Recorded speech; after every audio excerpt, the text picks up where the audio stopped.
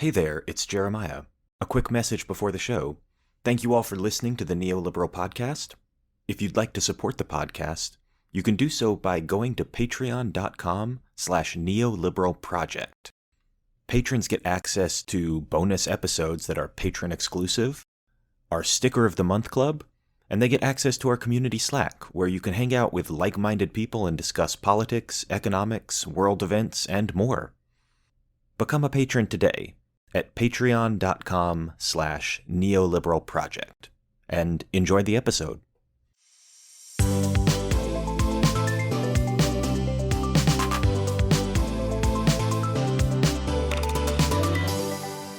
Welcome, everyone, to another episode of the Neoliberal Podcast, part of the Progressive Policy Institute. I'm your host, Jeremiah Johnson, and joining me today is Chris Blattman. He's an economist and political scientist at the University of Chicago Harris School of Public Policy. He's also the author of the new book, Why We Fight: The Roots of War and the Paths to Peace. And that's what today's episode is about. It's about why conflicts happen, major conflicts like wars and gang conflict, ethnic violence. Why does this kind of thing happen, and what can we do about it? So, Chris, welcome to the show. Thanks for having me. All right, so I deliberately in the beginning called you an economist and a political scientist because you kind of straddle this line that's very interesting.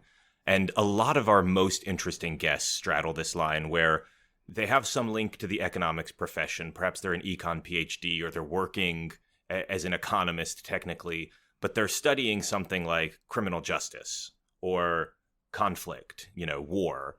And it's very clearly not an economic subject in the sense that they are not directly studying the economy, but economics seems to have kind of colonized a lot of other fields. So how would you describe yourself? Just to start off, are you an economist? Are you a political scientist? Are you something in between?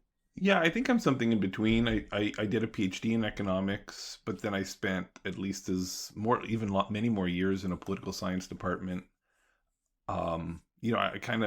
I like to think of myself as a social scientist, and there's this great tradition of that at University of Chicago, because we even have a building just not far from me, and it used to be called the Social Sciences Building. When it was built more than 100 years ago, and very early on, somebody sort of put the concrete because it was carved into the wall into the last S, so it was the Social Science Building. So University of Chicago has almost had this long tradition of having a social science rather than social sciences, and I like that tradition a lot. But if you're going to typecast me, I think I kind of get equal points, I think, for economics and political science, both based on where I publish and where I've been spending my time. Yeah, I think of Gary Becker and his, taste-based discrimination models and things like that. He was an economist, but that obviously has a lot of track in sociology and in a lot of other fields. And that's true. I mean, it's still very, I think it's also fair to say that's a very economistic way to think. And of course, in some ways I think like that, but I think there are like deep ideas and almost like disciplinary, modes of thought that, reverse colonize economics. And I like to think of myself as part of that, especially when it comes to something like conflict. Well, your story is definitely different than most economists. When I think about economists reaching into other fields, it's typically because of the bag of tools that they have, the collection of techniques.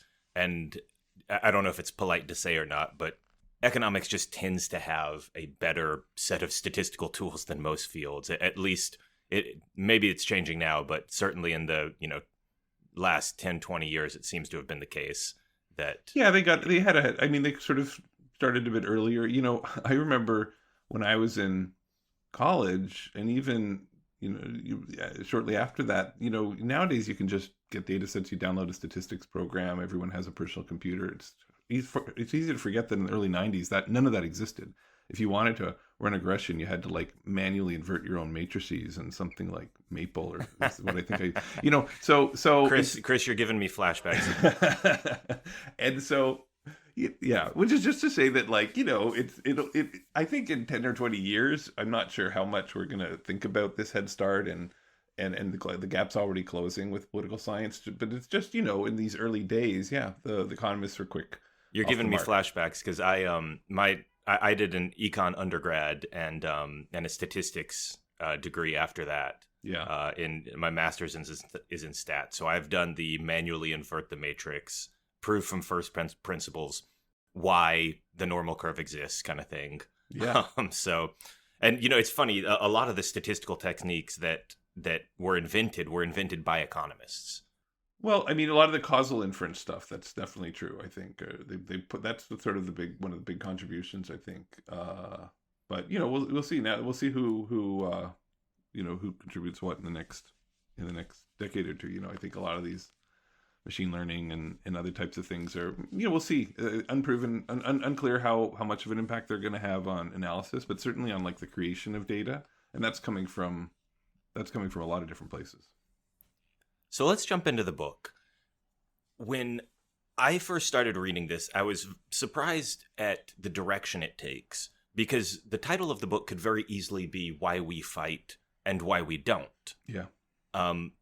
There's a significant amount of the book that, stakes the baseline case that, war is really bad, conflict is really bad, but it's not the normal thing. It's not actually what happens most of the time. It's an abnormal thing. It's an aberration. Can you talk about why that is your baseline expectation? That's your baseline model of the world. Yeah, and I thought about calling the book Loathe and Peace. But in the end, I didn't think it make sense, because I think we want to know why. We want to know about this exception.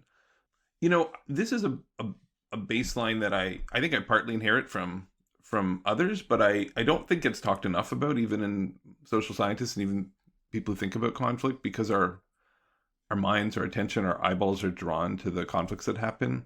I mean, it's really apparent right now. The example I love to use right now is 2 weeks into the Russian invasion of the Ukraine, India lobbed a cruise missile at Pakistan, and calm ensued. Fighting would have just been so terrible for them that they didn't do it. And that happens all the time.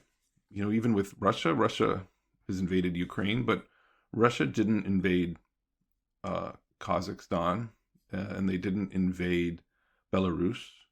They co-opted them with troops and political flunkies and money, and to varying degrees, as they have with many of their neighbors. And that was done without violence. A powerful imperial power came in and sort of said, you know what, we're going to have more influence in your politics, and those societies in some ways acquiesced. And that's usually what happens. So this absence of violence isn't always just, it's usually not. And it's the same story throughout human history. A small elite has generally just subjugated the vast mass of their society, and there hasn't been a violent revolt. There have been some violent revolts, but the norm is subjugation, and that's also a good description of Russia or China today. So I think it's just a useful baseline because it's true, right? So let's observe the world accurately as it is, but then it's sort of this very basis for understanding why we do fight, because it comes down to the fact that war is ruinous, and very simply, we fight when one side or the other sees fit to overlook those costs. So essentially, what you're not doing is making the case that actually the world is way better than you think. This is not a moral judgment of the world as much as just a realization that even when something bad is happening, that most of the time it doesn't end up in a violent conflict. You use the example of, in the book, like in the past, a big city-state would kind of roll up to a smaller city-state or a smaller polity and say, hey, I want some tribute. And rather than there being a war, this smaller city-state would just kind of buy them off. Here's your tribute, leave us in peace. And this was kind of the model for how the world worked for a long time. And most city-states didn't go to war with each other. Yeah, and it's very similar, but an example I love even more, James Scott has this sort of retrospective book that he wrote about all his work called Against the Grain. And like one of the big messages in it is just the barbarians were often the more civilized versus the cities. And they would just go and they would also just basically extort the cities for tribute to avoid invading them for most of history. And that's another great example of this. Now, sometimes they do fight. You have these Greek polises fighting all the time, and you have cities and ethnic groups and barbarians fighting. But when they did happen, especially these ancient wars, they were often over very quickly. It was decided in a single battle or a very short series of battles. And the idea that you would have these wars that drag on forever was even less likely. And it's the same idea that when we do fight, we often fight for very short periods of time. And again, we just remember the long wars, not the short ones. And, a perfect example of this is, everybody knows about the U.S. invasion of Afghanistan. Children will learn about it in American schools for forevermore. And none of them will learn about the U.S. invasion of Haiti, which was in 1994, where armed force was necessary. Colin Powell went over to the dictator who'd seized power in a coup, showed him a video of U.S. troops taking off in planes with equipment. And he said, that's not happening now. That happened 2 hours ago. They're almost here. And so he surrendered.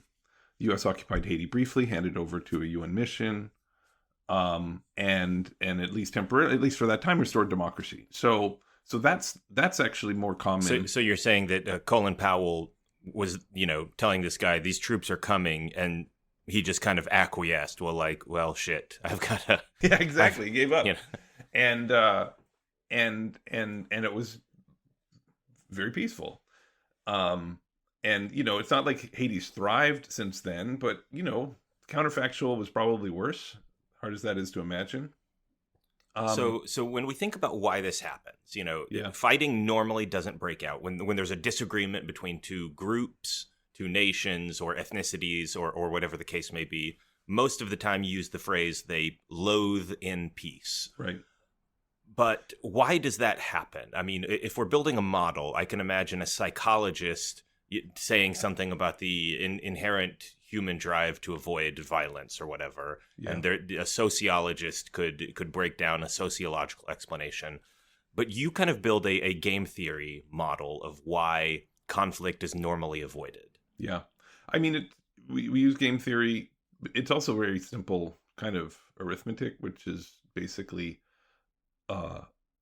you have a choice. We both want something. We want to share this pie. This is the analogy I use in the book. And we can either find a way to split the pie peacefully based on our, if we're equally matched, we'll get roughly equal proportions, not exactly. Or we can go to war, which destroys a share of the pie. And then, flip a coin for whether one of us gets it. And the fact is sort of there's this just an expected value. I'm always going to get more by not fighting. And then everyone in their minds thinks, well, accept this and accept that. And exactly, that's why we fight is about. It's about the exceptions. But the rule is the fact that, just doesn't make sense. It doesn't make sense to destroy part of the pie rather than fight. Rather than bargain. And that's kind of, a lot of people have heard the famous quote from von Clausewitz that war is politics by other means. Slightly better, I think, is Mao. Politics is war without bloodshed. And it kind of captures this idea that this bargaining and fighting are just two sides of the same coin. It's like a weirdly weighted coin because one of those is just a really miserable option. It's destructive. I mean, we're seeing that right now. Russians are waking up to this. Putin's waking up to this. Ukrainians are waking up to this, assuming they didn't realize it in advance, just how brutal and terrible this is. And so everybody wants to avoid it.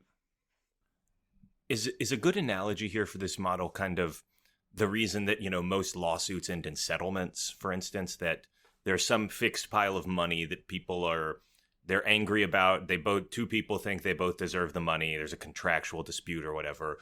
But most of the time you're able to reach a settlement because actually going to trial and spending a ton of money on lawyers on both sides, that's destructive of the wealth that both sides are fighting over. Is it kind of the same situation there? It's exactly the same situation. A lot of the architecture and just the thinking and the empirics also came from courts and studying legal battles, which most of the time don't happen. We settle.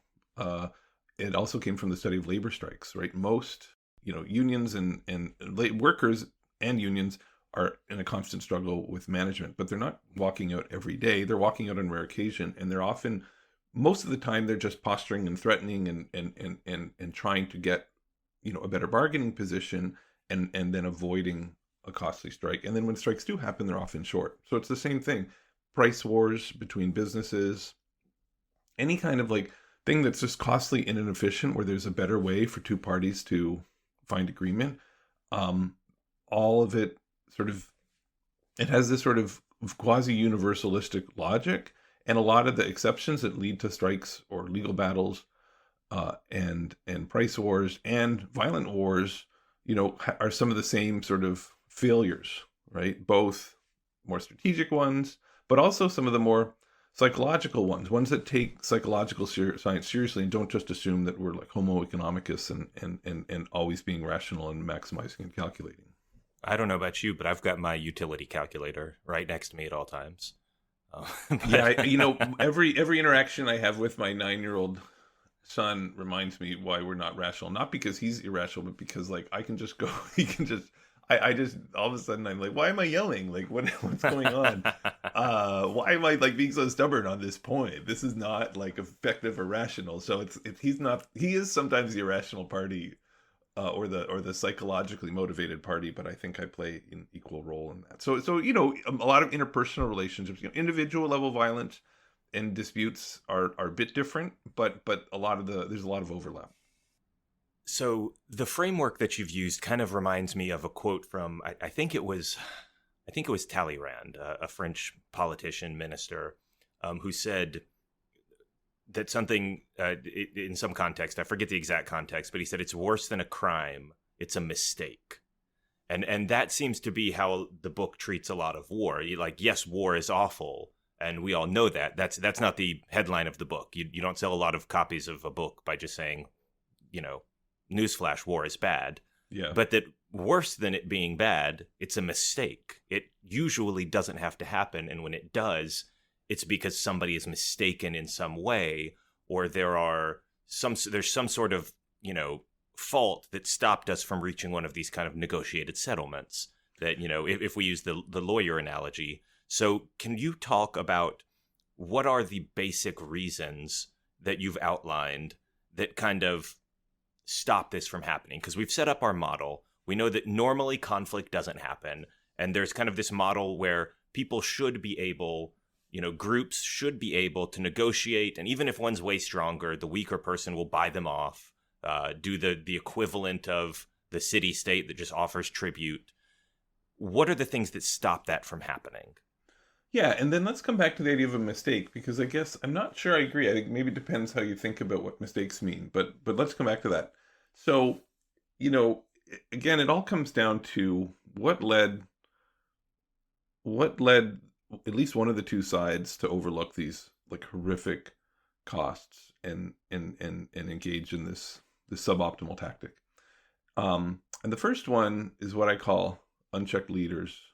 I'll use the example of Ukraine and Russia just to help people understand these. But it's worth noting that for 20 years, Putin and his inner cabal in Russia tried everything imaginable to co-opt Ukraine without war.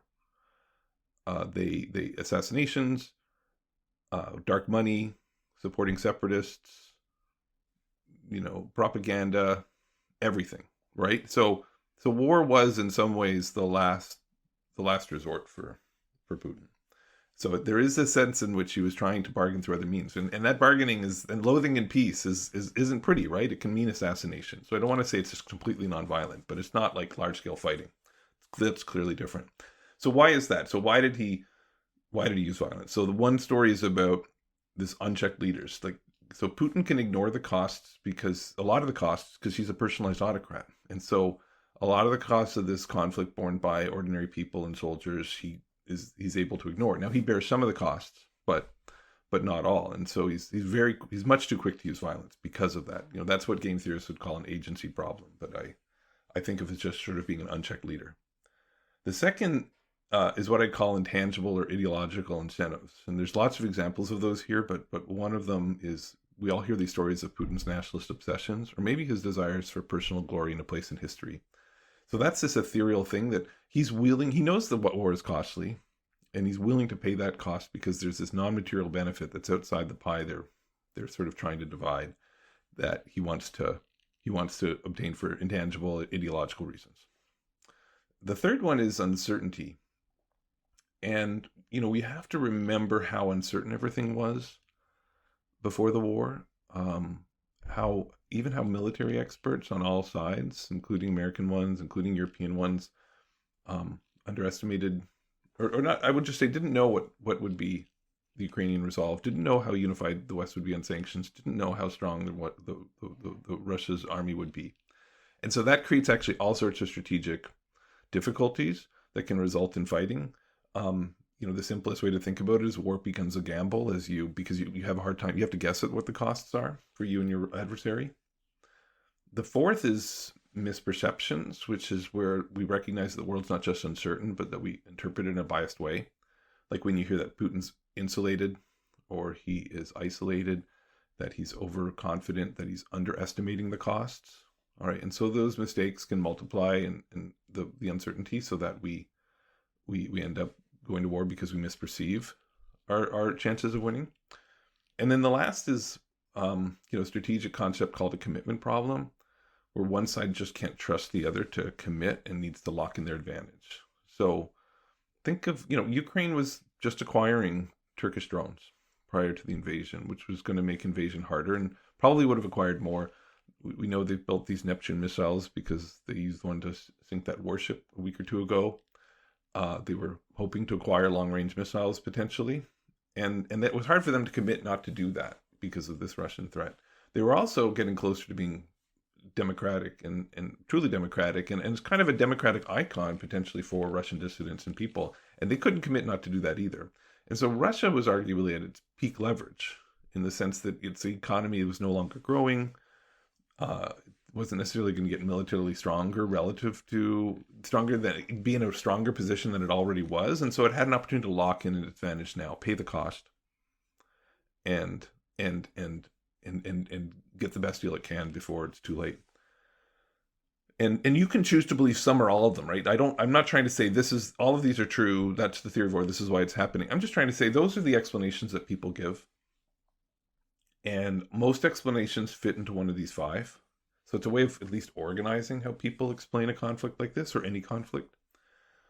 And then the only one that is truly a mistake are the misperceptions, right? Everything else is a situational factor that I'm not sure I'd call it a mistake. It's war happens because of the way political institutions are structured. You're unchecked because of what people and leaders value in terms of these intangible incentives, or these strategic dynamics that come from uncertainty and commitment problems.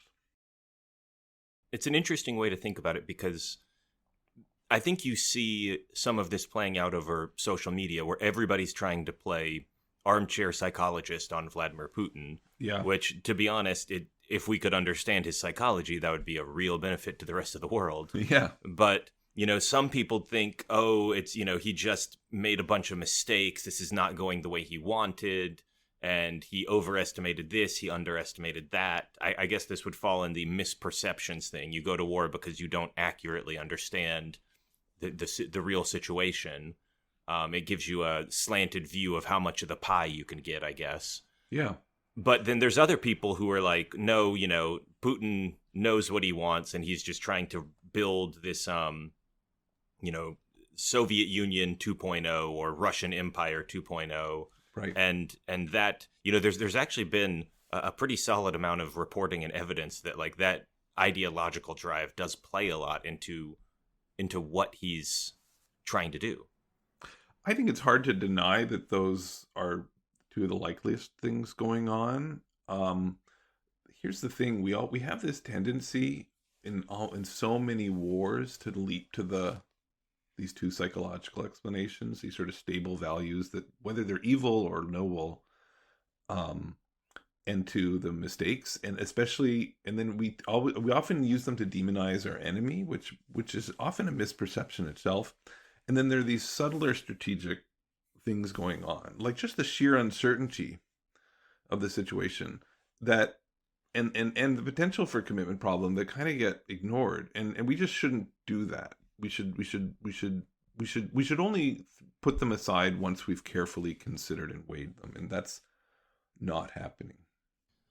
The commitment problem one is interesting because I would almost frame it in a different way than you framed it, because you were talking about Russia's need to, let's lock in an advantage while we've still got it. And you were talking from maybe either an economic angle or a military angle. You talked about drones that Ukraine was acquiring. But to me, this is more a mass psychology event kind of thing, where Ukraine is very rapidly turning away from Russia and turning towards the EU. And, I don't think NATO was ever going to be in the cards before this conflict. Afterwards, who knows? But it was very quickly becoming apparent that Ukraine was trying to set up a liberal democracy. They're trying to join the EU and pivot their entire national strategy. And to me, it seems more just like if Russia had given them another 5-10 years of relative peace, Ukraine would have just finished that process. They would have had more liberal democratic elections. They would have kind of tried to establish themselves as, we are a liberal democracy. We are not going to be an autocratic copy of Belarus, which, Russia would love if Ukraine turned into Belarus 2.0. I think that's what's happening in terms of commitment problems, is that Russia can see the writing on the wall that Ukraine is currently slipping through their fingers. They want Ukraine to be in their sphere of influence, whatever that very nebulous phrase means. And they realize that if they don't do it now, it's never going to happen, because Ukraine is going to turn away from them. Just the people themselves are going to make their kind of collective decision about who we want to be. Yeah, I agree with. I think that's a powerful kind of commitment problem story in addition to the military one, and they don't have to be mutually exclusive. I would say of all these, the commitment problem, if you're going to be as strict about it, is hard to sort of. It's hard to ever see that being a sufficient explanation, because war is so costly. But it sort of helps. That closing window of opportunity is maybe a small contributing factor. But what they all have in common is, in order to believe any of these more strategic stories, and you don't have to, a very good colleague of mine, Konstantin Sonin, here at Harris School, who's Russian, is a notable game theorist, political economist, student of autocracy. He really he's inclined to sort of see a lot of elite behavior as strategic, and he doesn't think this is strategic. So, but the strategic argument hinges on Russia being, I think, endangered by Ukrainian democracy, because every empire would love to acquire their neighbors, and it's difficult, right? But it's just like the United States would love to achieve all its aims. Just having ambitious aims isn't enough for war, because most of our leaders' aims exceed their capacities, and to sort of force others to comply. And then war is so costly, it's just not worth it. And so we sort of are mad that, say, the rest of the world isn't democratic and liberal and capitalist, just like Russia's mad that the rest of the world doesn't look like them. But we're not really in a position to do anything about it. In order for Russia to be willing to pay this cost, you either have to think he's making a mistake or has some ideological goal. So those two buckets. The strategic one says that, I think the best one is linked to what you say. He says he has to see democracy in Ukraine as a threat. Not to the Russian people. Why would Russians be hurt by having more of a say? He has to see Ukraine as a threat to his political control of Russia. That because Russians probably identify with Ukrainians more than any other people on the planet. The fact that they've had 2 democratic revolutions in the last 20 years it's a worrisome example on his border. And he has to think that that's a real threat to his continued existence.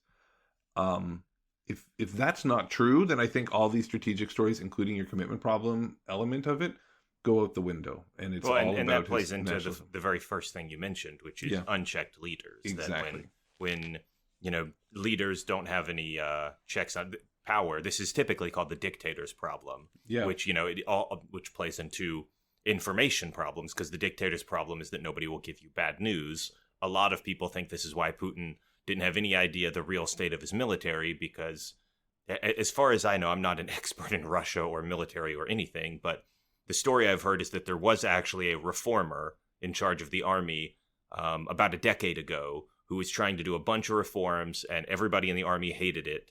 And so that guy got fired eventually. And the guy that got put in, whose name is Shoigu or something Mm-hmm. like that, was essentially just a yes man who allowed the kind of corruption and cronyism to continue, which is why you now see, Russian blocks of TNT that are actually just wood. Yeah. And and that's Constantine's argument that this inner circle that surrounds surrounds Putin doesn't have the chops for this either. Yeah, I think that's that's like a kind of institutional mistake rather than that's like an institutional misperception that can arise from autocratic logics, and rather than a psychological misperception. Yeah, maybe that's it. Maybe it's all these institutional and psychological misperceptions and ideological goals. I think every strategic story has to hinge somehow on Ukrainian democracy being a threatening example, and I think that's totally plausible. But that's it's kind of like a factual question, and I we won't people will probably debate it for decades. Well, and I think what we're seeing here is that you've listed 5 reasons. Yeah. The unchecked institutional power of the leader, the misperceptions or the uncertainty and the commitment problem and things like that. But they're not like separate things. Like one war is caused by X and the other Yeah. war is caused by Y, and they don't interact. It's very clear cut. What we're seeing is that these kind of overlap and fade into each other and influence each other. Yeah, and often it's a combination of several of them or all 5, and they can accentuate one another. I mean, if you had to ask me like what's the most common cause of conflict in human history, I'd say it's the centralization of power and the lack of checks and balances. And I say that because not just because it creates a problem of unchecked leaders who can pursue their private agendas and ignore some of the costs, but because that centralization of power sort of magnifies all the other problems. So it makes us subject to that ruler's ideologies, whether they're noble or not. It makes us subject to their personal idiosyncrasies. It can create this dictator's problem where there's this institutional poor information. It potentially creates more uncertainty, especially if we don't know the mind of that individual.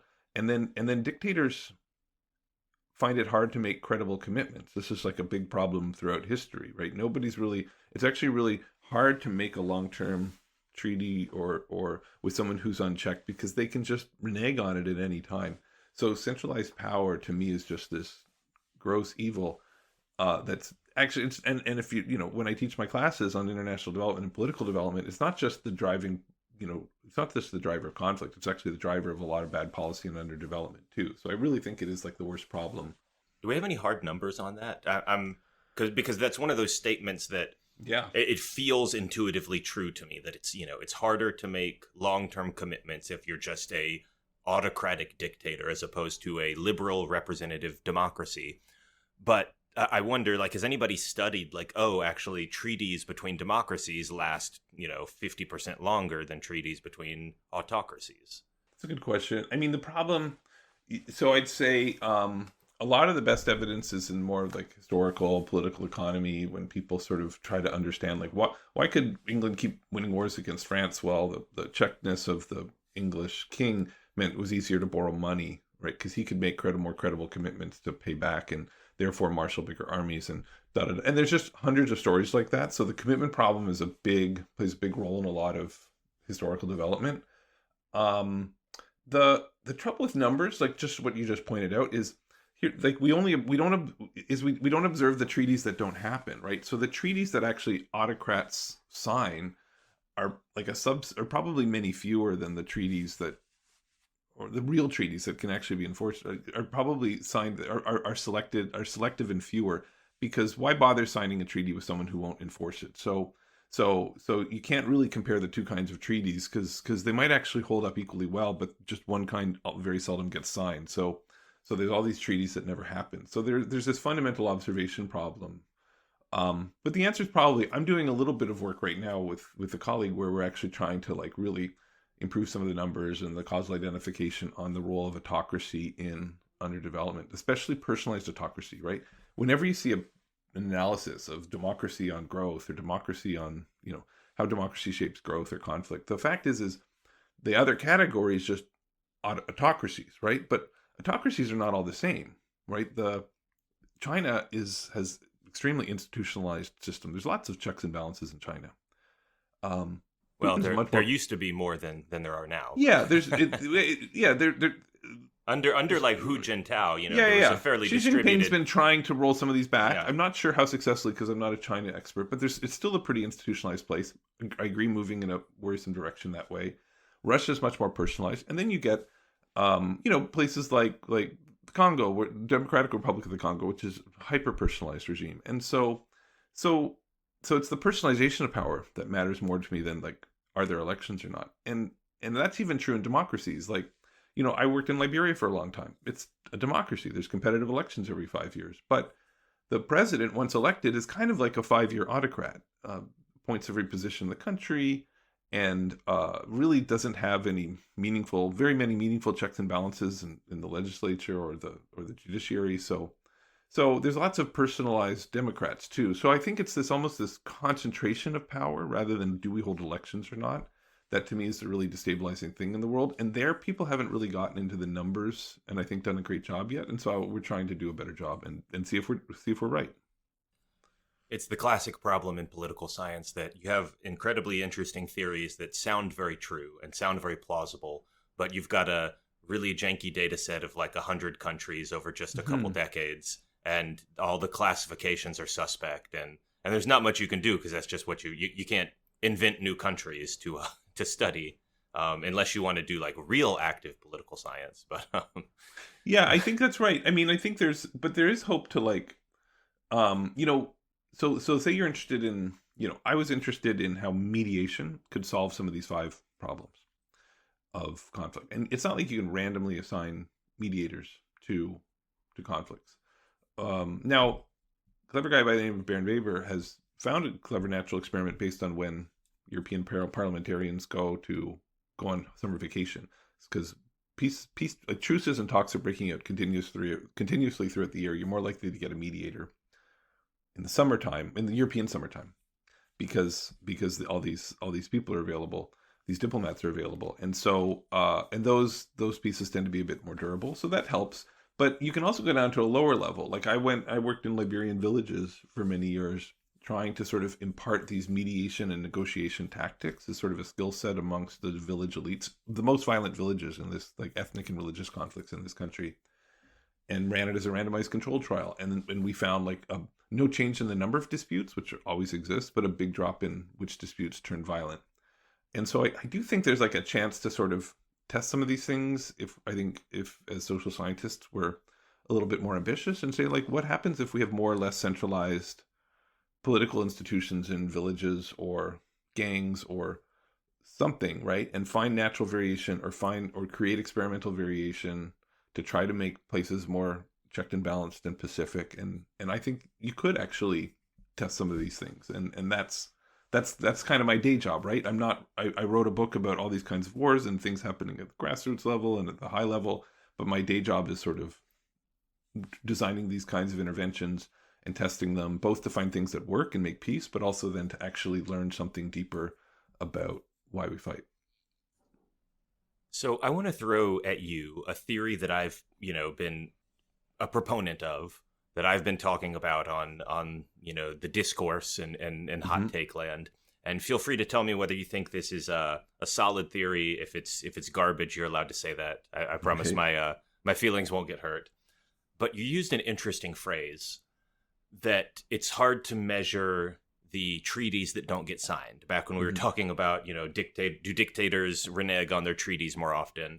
And there's a measurement problem because there's a lot of treaties they could have signed but probably just didn't because they're untrustworthy and people don't want to sign treaties with them. And it reminds me of the phrase, the wars that don't get fought. And I've been talking about this with regards to sanctions. Sanctions are something that obviously has been a really big topic in the news because of the Russia-Ukraine war. And people will make the point, like, are sanctions going to dissuade Russia?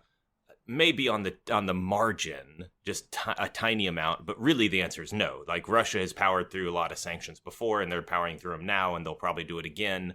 And it has not prevented this conflict. There's still tens of thousands of people dying. And so people will say, what is the point of sanctions? And my point is usually to bring up the wars that didn't happen. Wars that, could have happened, but were prevented by sanctions. Maybe it didn't prevent this one, but sanctions are still a useful tool for the next guy, the next autocrat who it starts looking at their neighbor and thinks that's a real tasty morsel I want to just gobble up. That's when it's useful to know how hard the world went at Russia because of this. Yeah, 400% agree. And it often gets missed in this discussion. So we look at the people who break sanctions, like Saddam Hussein, we look at the people where the world feels compelled to impose these sanctions because the bad behavior, and then the bad behavior continues, like Saddam Hussein, like Putin in this case, and we're like, oh well, sanctions must not work, and sometimes they don't. Like there's a lot of sanctions that have unrealistic objectives and or too broad or too narrow. It's not like they're all magic solutions, but yeah, the power of sanctions is in this deterrence. Like, how is it not possible now that the West has demonstrated how unified it is? How is it not possible that China has not updated what would be the economic consequence of trying to do like a flash invasion of Taiwan, and which would be the right way the quote unquote right way to do it. The right way to do it would be to just everybody wakes up one morning, China occupies Taiwan, and before anyone can react, and then everybody decides, it's too costly to fight, and so we're just going to bitterly accept the status quo. That's the conflict that has got to be the most interesting one. Yeah. In terms of which future conflict has changed because of Russia-Ukraine. It's got like China-Taiwan, everybody's mental model of that. But just number one, how hard Taiwan might fight. Yeah. And number two, the cost of what, because, it's funny, this is all happening and the West has very little amount of formal or informal obligation to Ukraine. And it also has very little formal obligation to Taiwan in some sense, right? Europe maybe, but America has staked a very clear, if we want to talk about commitment issues, America has spent decades building up a commitment that we won't let this happen. We are committed to this. They've put a lot of their face, if you believe in the Asian concept of face, that America's face is fully on board with Taiwan must stay independent, basically. Yeah, so I think it has to decrease the probability, but maybe not enough. Maybe eventually China will decide it's worth the effort. Would this be the ideological commitment, one of those issues that just, even if it costs 1 million lives, we have to unify China, it's just worth it kind of thing? It could be. Here's the thing. Here's the way I think it's really important to have what some people call strategic empathy, which is to try to objectively look at this from your adversary's point of view in a sympathetic way, and try to understand it from their point of view. So where can I see that being? Here's what I try to imagine. Imagine that after the U.S. Civil War, the Confederacy had retreated down to the Florida Keys. And it just wasn't worth it to run the mop-up operation down there because they were kind of strong enough and everybody was exhausted. And it's just the Florida Keys, right? And then eventually, they're still there 50 years later. Is there an American who would say, oh yeah, they have a legitimate claim to be a separate country?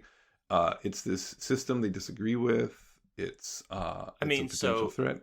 So I think I would say you also have, if we want to make the analogy correct, then you would have to say all of a sudden the Confederates got really woke and turned into a liberal democracy, while the Union, turned into a genocidal such and such, whatever you want to call it. Well, but why not have a liberal democracy since the Well, why not keep the U.S. as a liberal democracy and capitalist, but why not keep the Confederacy in the Florida Keys as just to say that they're a different system. All I'm saying is it's a set of values, whether it's a set of values in a kind of regime that's different.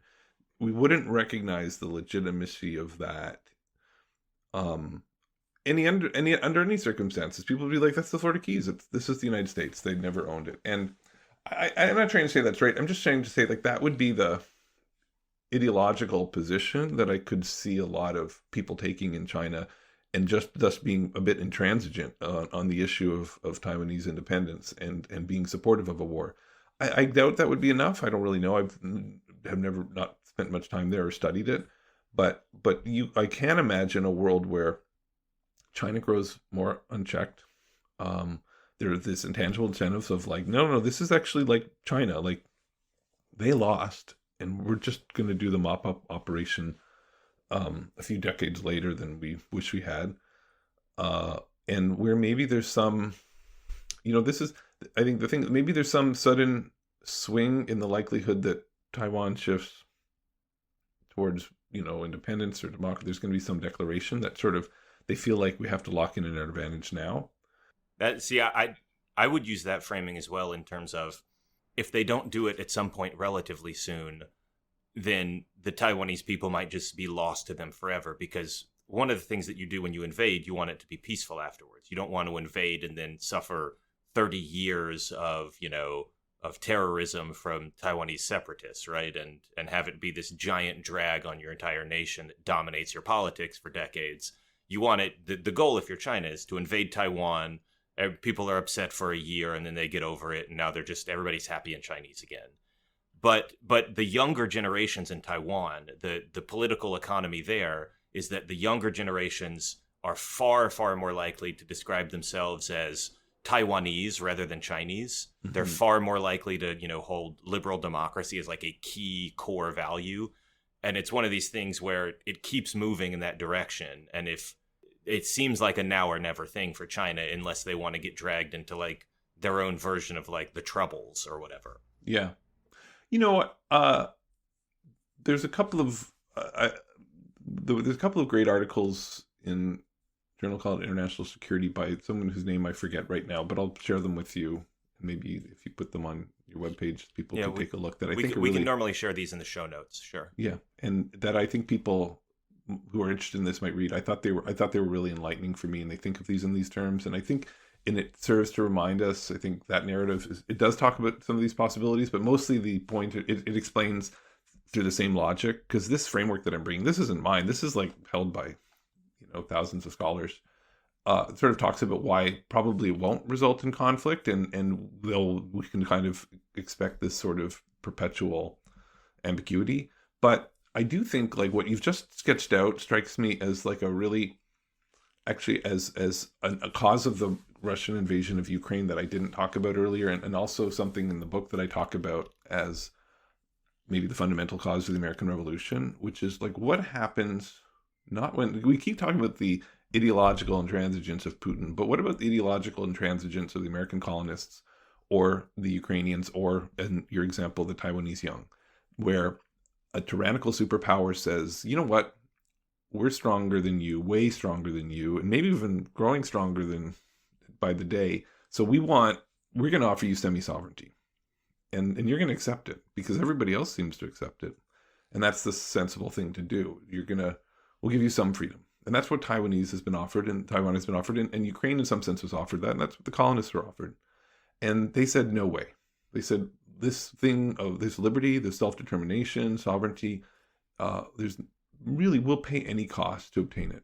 And so historians like Bernard Bailyn, Pauline Maier call this, the ideological origins of the American Revolution. And I think these are the ideological origins of the Russian invasion and maybe the Chinese invasion, is the fact that the Ukrainians said, no way, we'll pay any price. And that in some sense, it kind of seems, I'm not trying to blame the Ukrainians, because I'm like, I actually will cheer on that nobility in the same way that I'm grateful I live in a country that fought for liberty. And I would like to think I do that myself, but it was their unwillingness to sort of to accept the deal that their military weakness offered them that in some sense is why we're fighting. I think it's a good reminder that ideological stubbornness can be a good or a bad thing. It can be used to describe a good ideology or a bad ideology. Right. What I was trying to do in the book was sort of organize these psychological ideas for the game theorists and the economists and the political scientists who, kind of regard something like these things as something like these ideological things as irrational, but our values are our values, and they're no more rational or irrational than our desire to have like maximize our consumer goods or make more money, right? They're just what we do, and then we act more or less rationally and strategically based on what we value. And so I'm just trying to sort of, I think we just have to understand what values are important in history, because some people are like, oh well, if we start like unpacking the utility function, then we can just explain everything axiomatically, blah blah blah blah blah. And I mean, yeah, but fortunately we have this thing called empirics and history and data, and we can actually say which values and which ideologies tend to be important in war. We could actually study that, and then we could also say like who holds these values, or how did they get created, or what dials these ideologies up or down. We could have an ideological science that actually we could have a science of ideology and a science of intangible incentives that actually helps us understand empirically what's the really important stuff to understand, and when does it come about. And our unwillingness to sort of unpack the utility function as a discipline, I think, really blinds us to most of the important work that could be done on war. Well, this is very, reason is the slave of passion, kind of David Hume. But one story I wanted to share real quick from the book, this is not my story. This is something I learned in the book. It's an excellent book. Go buy the book, Why We Fight. But we tell this beautiful story to ourselves about the American Revolution as Americans, life, liberty, pursuit of happiness, give me liberty or give me death, blah, blah, blah. We've got all our catchphrases that we can repeat. But what I didn't actually know, I had never heard this before, was that George Washington had a real strong incentive to keep the British land policy a certain way, because he was one of the foremost landowners in the American West, and a lot of those were actually very sketchy claims that he kind of invented, but that he was, you could make an argument that he was an oligarch, and that part of his intransigence may have been ideological, but it also may have been, if I win this war, I'm gonna be so damn rich. Yeah, I mean, he does have. I mean, fundamentally, I think the story of Washington as this honorable, freedom-loving man, at least freedom-loving for people like him, is true. I think what's amazing is, and often forgotten, is how often our ideologies just coincidentally happen to match our economic interests. Coincidentally. but totally random. And most of the founding fathers and the revolutionary leaders had an economic stake in actually not being, and all these British policies that the semi-sovereignty would have meant were going to be losers. And a lot of the elites who continued to support Britain and sort of didn't buy into this ideology of liberty and self-determination just so happened to benefit from these policies. And that's not true for everybody, right? Lots of people would have been conflicted and maybe acted against their material interests. So it's not that simple. But yeah, the founding fathers were oligarchs that benefited from liberty and the liberty for, their kind of liberty. And actually, a great book on this and how this is true for many, many American presidents is Bruce Bueno de Mesquita has a whole book on the American presidents. And so any history of Washington will tell you the story I tell in the book about how he just loved consumer goods, and he always wanted the best clothes and the nicest carriages, and he just had this hunger for land wealth. He was just totally obsessed with it for his whole life, and he even helped ignite the 7 Years' War over his own desire to hold some disputed land claims. So anyways, that's we have to hold that in our minds at the same time we think of these liberty-loving revolutionaries. The book's subtitle is The Roots of War and the Paths to Peace. And we've spent almost the entire time here talking about the roots of war. That's been most of the podcast because, the book is titled Why We Fight. That's the headline. But I'd love to spend a little bit of time on the paths to peace, because the second half of the book focuses on some of the ways we can make the world a less violent place, some of the systems and some of the factors that work to counteract these 5 things that cause war, that cause us to not make a bargain, that cause us to fight. There are things that kind of counteract those, that make it easier to bargain, that make it easier to split up the pie. Can you talk about those for a second? What are some of these systems and factors that actually make it easier to bargain and easier to avoid a fight? Yeah, so in the book, I I talk about interdependence. I talk about checks and balances. I talked about rules and enforcement, and I talk about interventions. And it's not like a complete list, but I think they're some of the most important. Interdependence is the idea that, this calculus I mentioned, which is that we don't fight because it's costly, is true even when we only care about costs to ourselves. I just care zero about the other side. But anything that makes me care a little bit about the other side, maybe I'm economically entangled with them, we sort of are engaged in trade, we're friends. This is the countries that trade goods don't trade bullets kind of theory. Right. They can, but it's like a speed bump on the path, right? Because it basically makes you more aware of the costs. You're internalizing some of their costs, and so you're going to strive even harder to avoid war. And that's also true even more if we're entangled with them more in an ideological sense. Like if I think that every human being has certain rights, and that I'm just going to be pained if anybody is sort of slaughtered, even if it's by my own army in pursuit of my own interests, that's going to make me less likely to go to war. So all of these, anything that makes us more interdependent and intermingled as two groups is going to be pacifying. And that's why groups that are sort of interlaced and networked and are much less likely to go to war, and why polarized groups are more likely to go to war. But polarized groups are like our baseline, the ones that most of the time still don't fight. So I don't see polarization as a cause of conflict because they still have big incentives not to fight. But then the less polarized, the more intermingled you can be, the better. And that's part of the project of, I think, what's been done in a lot of nation states and indeed in the world is because we're more intermingled, we're more peaceful. And so that's one example. And what all of them do, all of these sorts of categories I talked about in which I lay out sort of chapter by chapter, are actually just ways that we sort of compel societies or their leaders to internalize the cost of conflict and therefore be more likely to make this error or these strategic decisions to go to war.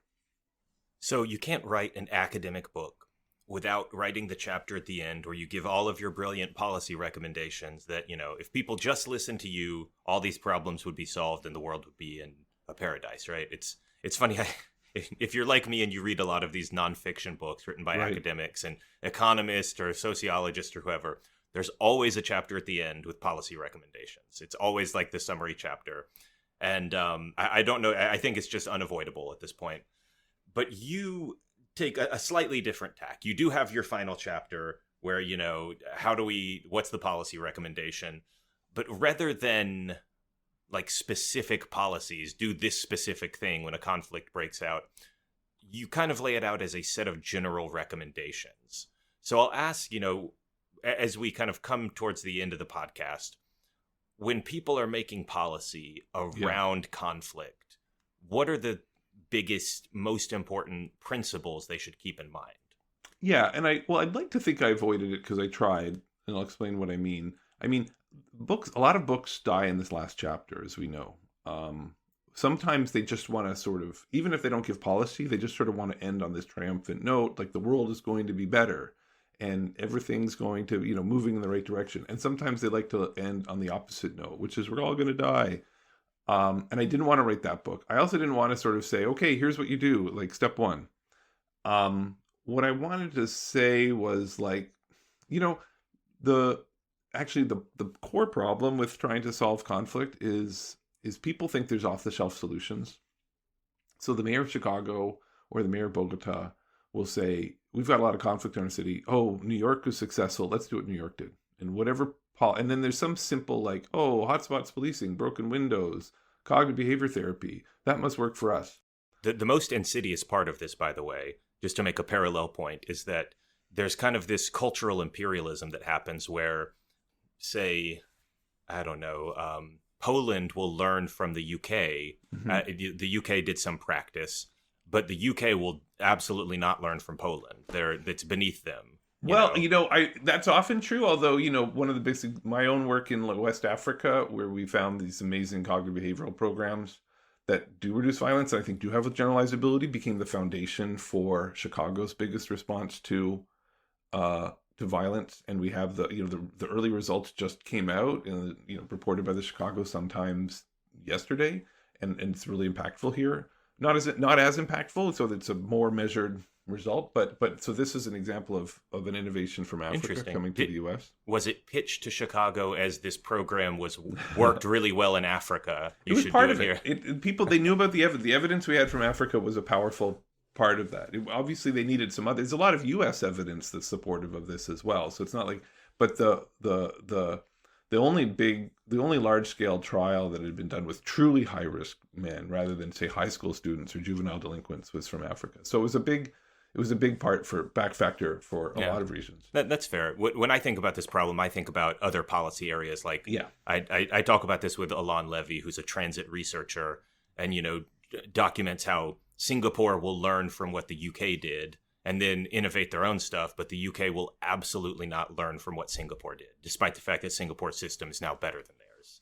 There's kind of this refusal to learn from the colonies, and it impacts a lot of things, especially in places like America and the UK. Right. Well, we could have a longer conversation because I can think of some counterexamples, but I agree that it definitely it often doesn't run in that direction. So what I was trying to say is, and this whole idea of off-the-shelf solutions, it's the same thing with international, like when there's a civil war in a place like Africa, and then literally people will come out and say, oh, first you need mediators, then you need a demobilization and reintegration program, then we'll have a UN peacekeeping force, and it'll be the same size as this other country's peacekeeping force, even though you're 10 times larger. And then we'll have this, and then we'll have that, and you'll get a Truth and Reconciliation Commission, and it's like this nonsense kind of template, which may or may not be the right solution. Sometimes it is, and it works a little bit, but it underperforms because we think, oh, we just have this sort of package solution to peace. So I guess what I wrote a chapter about there are no packages. Everybody has to find their own path. But guess what? There's like this is true in history. There's lots of complex problems out there where people find their own path, and we have a social science of actually what works in that situation. We have a whole approach. And so I call it, it's sort of inspired by Karl Popper's piecemeal engineering, which is sort of making progress step by step, even on big problems. And I call it piecemeal engineering, where I spell it like War and Peace rather than, of a piece. And so I walk through that, just sort of what we know from decades of policy success and failure in other realms, like how to actually make progress on peace, but that everyone's going to have to find their own way. All right, so we're coming up on time now, and I want to ask the traditional final question that we always ask on this podcast, which is, what would you recommend people to read if they want to learn more? And I will start by saying you should go buy the book. It's a very strong book, Why We Fight by Chris Blattman. It's available at all booksellers and all fine institutions. But other than the book itself, are there any other books, any strong political science papers, anybody on Twitter that's a good follow? Just what would you recommend for people who want to learn more? So maybe 10 or 15 years ago, I wrote a blog post called 10 or books that, international development and humanitarian workers should read, but usually don't. And then some of those books made it into a class that I call How to Change the World, where I have a syllabus on my website, and if you have show notes, then it'd be great to link to those. So that's kind of my treasure list of books. And the one or two that sort of sit at the top that I always start with, one is Seeing Like a State by James Scott, and another is The Anti-Politics Machine by James Ferguson. And not coincidentally, they kind of anchor some of the discussion, not all of it, that's in this final piecemeal engineering chapter, where I think these are books about how grand plans can go awry, basically. Yeah, but they're also about why. And they're about how unaccountable power is, again, coming back to this whole idea, over-centralized power, unchecked leaders, unchecked planners are really problematic.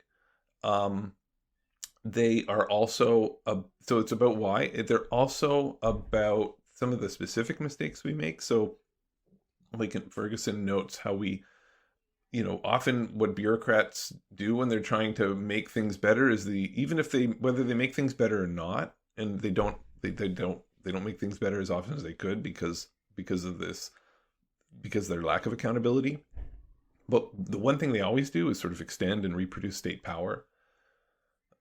And I just think those are really powerful. They're books. They're kind of pessimistic books that sort of make you think, oh, there can be no planning. And that's why, like, I actually have a whole class. And no, I think actually we know a lot about how somebody who wants to change the world, whether it's their community or somebody else's community, and just lend a hand. I think there's actually a lot of positive. But I do start people there because of, I think, these really powerful lessons and just how well they write these books, and I think how influential they've been for me. So uh, I like those books a lot, and so that would be the starting point. And for more, you can see these two lists. All right. Well, the book is Why We Fight: The Roots of War and the Paths to Peace. My guest today has been Christopher Blattman. Chris, thank you so much for coming on the show. Thanks for having me.